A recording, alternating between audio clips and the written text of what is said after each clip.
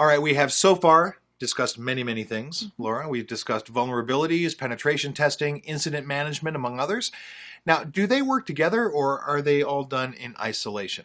Well, they can all work together in the form of a security policy, and it is absolutely necessary to have a security policy in any organization. The security policy can also include the following. There's separation of duties, job rotation and mandatory vacation, least privilege, incident response, forensic tasks, ongoing security, training and awareness for users, and auditing requirements and frequency. That's correct.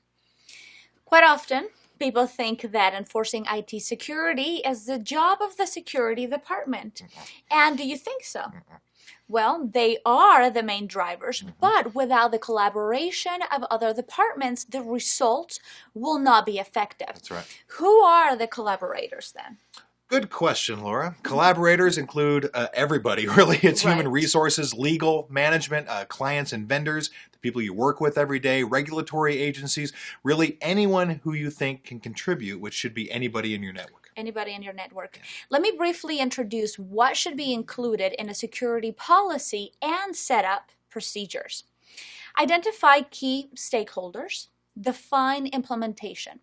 Identify the development method, develop a policies list, describe each policy, write procedures for each policy, identify updated triggers, review policy and procedures, and these are all necessary. So if you want to safeguard your organization from security attacks, make sure you implement them. Good idea.